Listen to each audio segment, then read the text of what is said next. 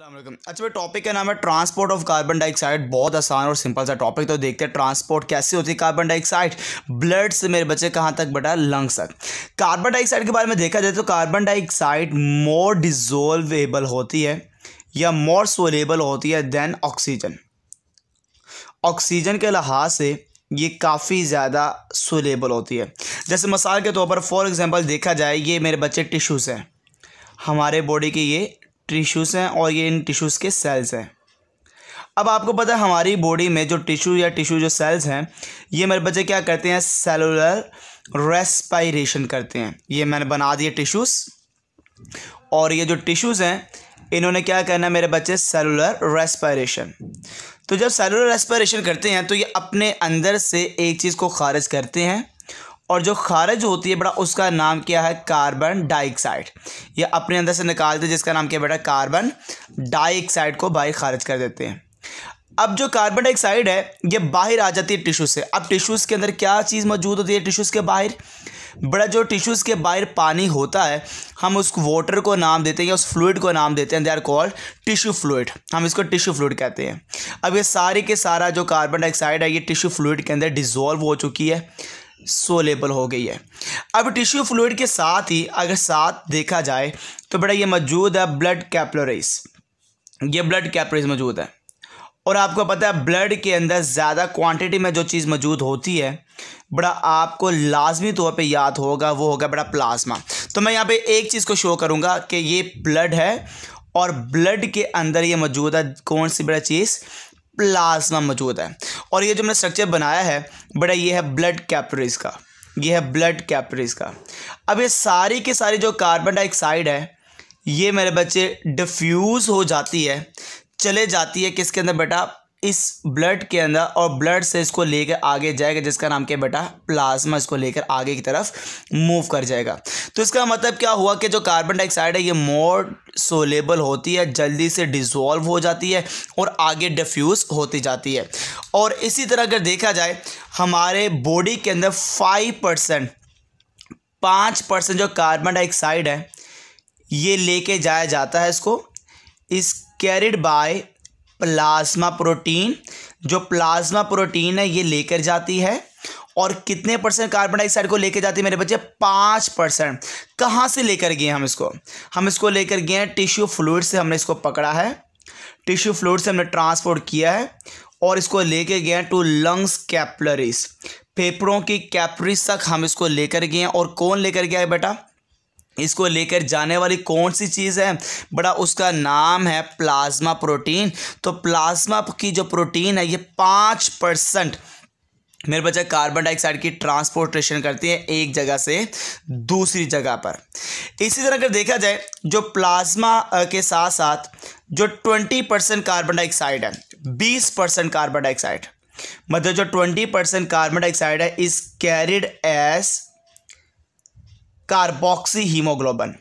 मतलब कि 20% अगर जाती है, ट्रांसपोर्टेशन होती है, तो कार्बोक्सी हीमोग्लोबिन की शक्ल में ये ट्रांसपोर्टेशन होती है। अब कार्बोक्सी हीमोग्लोबिन का मतलब क्या है, जैसे मिसाल के तौर पर फॉर एग्जांपल ये मेरे बच्चे है HB हीमोग्लोबिन है, और ये जो HB है हीमोग्लोबिन ये मेरे बच्चे रिएक्शन करता है किसके साथ, कार्बन डाइऑक्साइड के साथ। तो जब HB CO2 के साथ रिएक्शन करता है तो मेरे बच्चे बन जाता है HbCO2। तो जो हीमोग्लोबिन है ये भी मेरे बच्चे ट्रांसपोर्टेशन करती है किसकी, मेरे बच्चे कार्बन डाइऑक्साइड की। और इस वक्त हम इसको नाम देते हैं, they are called carboxy haemoglobin है। अब इस रिएक्शन को जो कैटालाइज करता है बड़ा, उस एंजाइम का नाम है कार्बोनिक एनहाइड्रेस। ये आपको पहले भी मैंने पढ़ाया था ट्रांसपोर्टेशन ऑफ ऑक्सीजन के अंदर, कि वहाँ पर जब ऑक्सीजन की ट्रांसपोर्टेशन होती है हीमोग्लोबिन के जैसे, वहाँ पे कार्बोनिक एनहाइड्रेस एंजाइम ही कैटालाइज करता है कार्बन डाइऑक्साइड को पकड़ने में हीमोग्लोबिन के साथ। तो मेरे बच्चे 20% जो ट्रांसपोर्टेशन है वो मेरे बच्चे कौन कर रहा है, जिसका नाम क्या बड़ा, कार्बोक्सी हीमोग्लोबिन है। जब बड़ा ये अटैच हो जाता है तो अटैच होने के बाद यही जो आगे जाने के बाद HB सेपरेट कर देता है, इसको डिसोसिएट कर देता है, इसको लाइब्रेट कर देता है, लंग्स के अंदर जाके कार्बन डाइऑक्साइड को सेपरेट कर देता है। तो ये जो कार्बन डाइऑक्साइड है ये मेरे बच्चे लंग से बाहर की तरफ एक्सपेल्ड कर दी जाती है एक्सपायरेशन के ज़रिए से। इस तरह लंग्स तक जो ट्रांसपोर्टेशन है कार्बोक्सी हीमोग्लोबिन की सूरत में भी होती है। इसी तरह जो अगली ट्रांसपोर्टेशन अगर देखा जाए, जो हमारे जिस्म में सबसे ज़्यादा ट्रांसपोर्टेशन देखी जाती है, 70% 70% carbon dioxide is carried as bicarbonate. मतलब कि सबसे ज़्यादा जो ट्रांसपोर्टेशन देखी गई है 70%, अगर हमारे बॉडी के अंदर कार्बन डाइऑक्साइड की ट्रांसपोर्टेशन की जाती है तो किस शक्ल में की जाती है बेटा? बाइकार्बोनेट की शक्ल में। अब जैसे मिसाल के तौर पर फॉर एग्जांपल अगर देखा जाए, फॉर एग्जांपल ये मेरे बच्चे हमारे जिस्म के अंदर आरबीसी सेल है, जिसको बड़ा का नाम दिया जाता है रेड ब्लड सेल।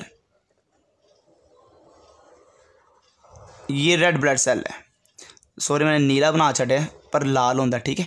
ये रेड ब्लड सेल है। अब जो रेड ब्लड सेल है इसके अंदर दाखिल होती है जिसका नाम है कार्बन डाइऑक्साइड। इसके अंदर दाखिल होगी जिसका नाम क्या बेटा? कार्बन डाइऑक्साइड दाखिल होगी। ये कार्बन डाइऑक्साइड इसके अंदर दाखिल हो रही है।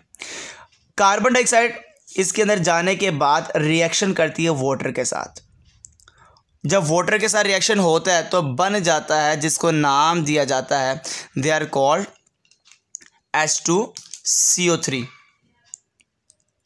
ये H2CO3 बन गया, ये मेरे बच्चे बन जाता है H2CO3। अब जो H2CO3 है बड़ा, इसको नाम दिया जाता है, ये जो H2CO3 है इसका नाम है कार्बोनिक एसिड। ये कार्बोनिक एसिड है, और ये जो कार्बोनिक एसिड है ये मेरे बच्चे आगे जाके अपने आप को अगेन ब्रेक करता है, और ब्रेक करने से हाइड्रोजन को सेपरेट कर देता है और HCO3 सेपरेट हो जाता है। अब ये जो चीज़ बन गई है जो कि ट्रांसपोर्ट होगी हमारे ब्लड के अंदर, इसका नाम है बाइकार्बोनेट। क्या नाम बेटा इसका? बाइकार्बोनेट है, जो कि लंग्स तक जाएगी वो बाइकार्बोनेट की शक्ल में। जैसे कि मैंने यहाँ पे क्या किया है, मैंने कहा कि CO2 वाटर के साथ रिएक्शन करेगी और क्या बन जाएगी जिसका नाम क्या है बड़ा? दे आर कॉल्ड H2CO3, जिसका नाम क्या बड़ा? कार्बोनिक एसिड है। और कार्बोनिक एसिड अगेन डिसोसिएट होगा और H सेपरेट कर देगा और बन जाएगा HCO3। और ये जो मेरे बच्चे मैंने फार्मूला लिखा है ये है बाइकार्बोनेट का, जो कि ट्रांसपोर्ट होगा हमारे ब्लड के अंदर, जो कि कार्बन डाइऑक्साइड को लेके जा रहा है बेटा कहाँ पर बेटा? लंग्स तक लेके जा रहा है। ठीक होगी बेटा, लंग्स तक लेके जा रहा है। अब जब होगा क्या, जब ये लंग्स में पहुँच जाएगा, कौन सी चीज़ बेटा? बाइकार्बोनेट। तो ये अगेन बाइकार्बोनेट अगेन ये मेरे बच्चे हाइड्रोजन के साथ रिएक्ट करेगा। तो रिएक्शन के बाद क्या बनेगा? अगेन कार्बोनिक एसिड बनेगा, और कार्बोनिक एसिड अगेन अपने आप को तोड़ेगा और मेरे बच्चे यहाँ से पानी को और कार्बन डाइऑक्साइड को रिमूव कर देगा लंग्स के अंदर जाकर। तो यहाँ से कार्बन डाइऑक्साइड क्या होगी बेटा? लंग्स के अंदर जाके ये एक्सपेल्ड हो जाएगी। क्या हो जाएगी बेटा? ये एक्सपेल्ड हो जाएगी, बाहर की तरफ निकाल दी जाएगी। तो ये मेरे बच्चे जो प्रोसेस है मेरे बच्चे ये देखा जाता है हमारी बॉडी के अंदर। ये रिएक्शन चलता है, पहले ये काम हुआ और लंग्स में जाके ये उल्ट हुआ। तो इसीलिए कहा जाता है ये जो रिएक्शन है बेटा ये रिवर्सिबल रिएक्शन है। ये जो प्रोसेस चलता है, ये जो प्रोसेस मैंने बताया है ये रिवर्सिबल रिएक्शन है। एक जगह पे सीधा चल रहा है, एक जगह पे उल्ट चल रहा है। तो इसका मतलब क्या हुआ, यहाँ पे मैंने इसको बनाया और यहाँ पे मैंने इसको बनाया, अगेन दोबारा कार्बन डाइऑक्साइड को बना दिया। ये मेरे बच्चे एक रिवर्सिबल रिएक्शन है। अच्छा, एक पॉइंट छोटा सा समझिएगा, हमारी बुक में लिखा हुआ है और मेंशन भी है, जो बाइकार्बोनेट है ना, बाइकार्बोनेट ये ट्रांसपोर्ट होता है लंग्स के साथ, मगर ये याद रखना बाइकार्बोनेट आगे भी फर्दर अटैच होता है एक आयंस के साथ, फिर जाके ट्रांसपोर्ट होता है। जो बाइकार्बोनेट है ये बेटा बेसिकली कंबाइन होता है, कंबाइन विद सोडियम। तो ये सोडियम के साथ जुड़कर मेरे बच्चे लंग्स तक जाता है, तो सोडियम आयन के साथ ये अटैच होता है। ये आपने छोटा सा पॉइंट को याद रखना है।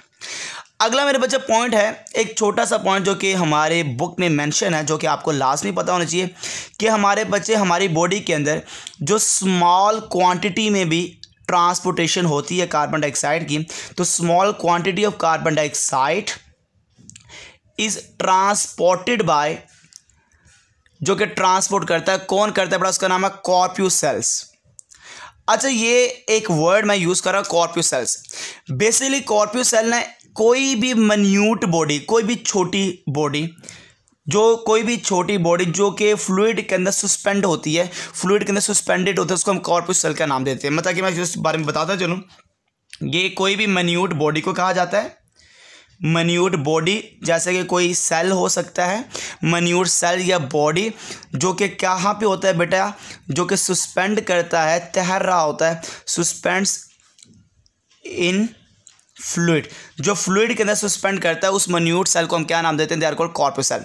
यहाँ पे हम किस मन्यूट बॉडी की बात कर रहे हैं, बेसिकली यहाँ पे हम बात करते हैं एक ही सेल की छोटी बॉडी, और वो बेटा